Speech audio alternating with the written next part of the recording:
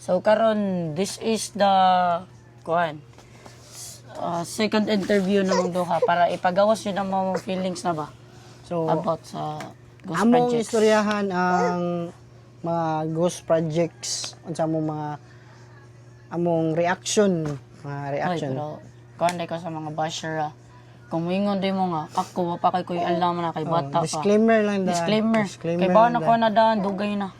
Gisudra na naman sa mga kasing-kasing tanan.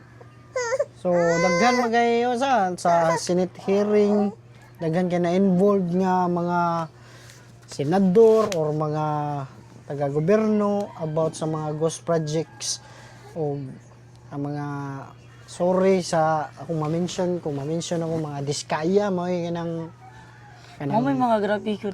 founder or dako-dako sa pagpangurakot, pero ambot lang ha maram na based sa among nakita sa social media, guys. So ato istoryahan o unsay reaction nimo boy, unsay reaction mo Ang sa reaction ako sa mga ghost projects no is kuan like pareha sa mga flood control project. Daghan kay siya og pila ka billion ang nahatag or let's say trillions. Then si Diskaya, sorry bata pa ko pero down na lang kugngan. Si Diskaya is yung Bentley is 22 million. G-Wagon 22 million. oh, Napay uban mga worth 44 millions.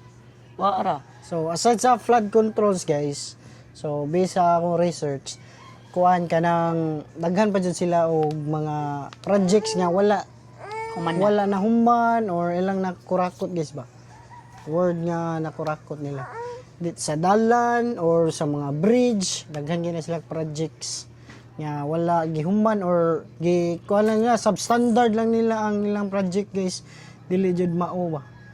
So dako yun sila og na bulsa mga about 100 millions or 200 millions. Imagine, guys, nga nakadako nga kwarta nya mga tao ilahan ng atuan ng tax, di ba? Atuan ng tax. Tax na to Tax na everyday. to. Kana mo palitag itlog lang. Ang mga tindira may loya na magbayad sila sa tax sa ilang pamaliton. Mga mga businessman, mga businesswoman. Manang uban dili kayo ganahan ni Pilipinas.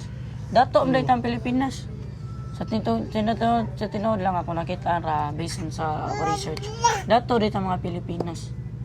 Dato Kanang trillions, billions. kay sa mga tourist spots good pila kita na nila niya magbayad sila tax niya Nya kana tanan galing ko dias mga senador, mga president, or mga kita na gasweldoan kana to mga tax. sa ang mga tao yung gasoldo kita ang tao yung gasoldo na, guys, kay pondo ba like sa imong taxpayers ka like sa mga SSS, pag-ibig, di ba?